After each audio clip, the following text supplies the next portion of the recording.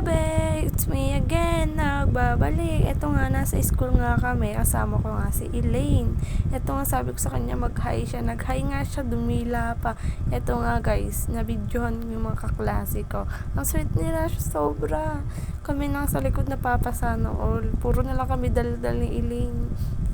Ito nga, habang naghihintay nga kami ng prof, nagbibidyo na ako kasi mamaya hindi na ako makakapag-video kasi mahigpit yung prop namin ngayon. Kaya eto, pa-video-video lang, chill-chill lang kami.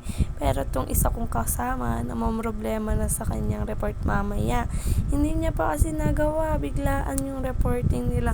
Kaya eto, puro na lang siya dasal, makukuha daw sa dasal. Sila pag nasa school, mga be, ako pag nasa school, chill-chill lang, ganyan. Nakamukmuk lang sa sabing bintana, nag-i-imagine, cherries. Sana all talaga sa kanila mga beno. Ako lang to, nakamukmuk din sa sabing bintana. Sila eto, ang sweet. Paka-sweet talaga nila mga be. Eto na nga be, mga be. Ang dumami ng mga kaklase ko, tas kasama ko, busy sa kakagawang report. Andito na rin pala yung teacher namin. Mukhang masungit mga be, nakakatakot. Si Ma'am Hazel, nagpakilala na siya kaso hindi ko na videohan. Kasi nga, nakakatakot siya.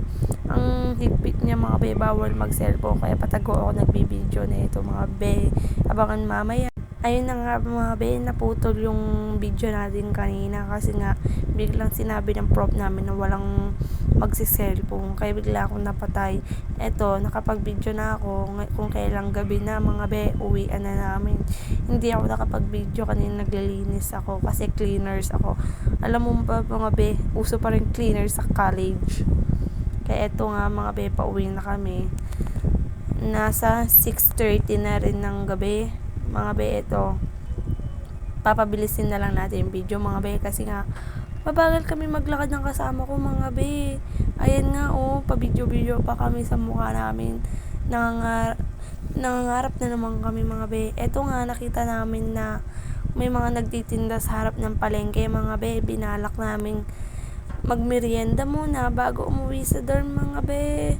At dito nga rin, nakita ko nga yung mga klase ko tumiretso rin dito sa harap ng palengke para magmerienda. Diyos ko mga be, sobrang nakakagutom pag nakikita mo yung mga ihaw-ihaw na or tuhog-tuhog nila mga be. Ang sarap. Tapos eto mga be, nakita ko pa yung kuya ko rito nagtitinda pala. Hindi namin alam na may sideline pala siya tuwing gabi. Eto, ngiti-ngiti lang siya mga be. Kaya pala sabi niya kanina may lakad siya. Ngayon nakita namin siya dito sa harap ng palengke. Nagtitinda. Shout out sa'yo. Pangalan niya CJ Romero. Eto nga mga be, dito kami bumili kasi eto yung napusuan ng mata namin. Isaw. Ang sarap ng isaw kasi nila dito mga be. Sobra kung matitikman yun. Ayan mga be, nakabili na kami mga be. Lilipat kami sa isang tindahan na nagtitindang palamig mga be. Eto nga, bibili na kami ng 2 palamig para sa amin mga be. Ayan nga mga be, pinabayad ko na sa kasama ko kasi nga hindi ko na mahawakan.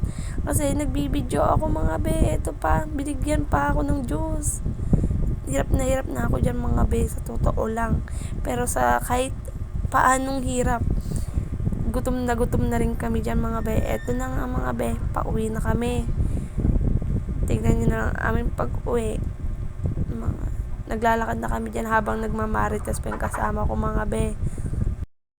Thank you for watching mga be. Please follow and like and share mga be. Huwag niyong kakalimutan.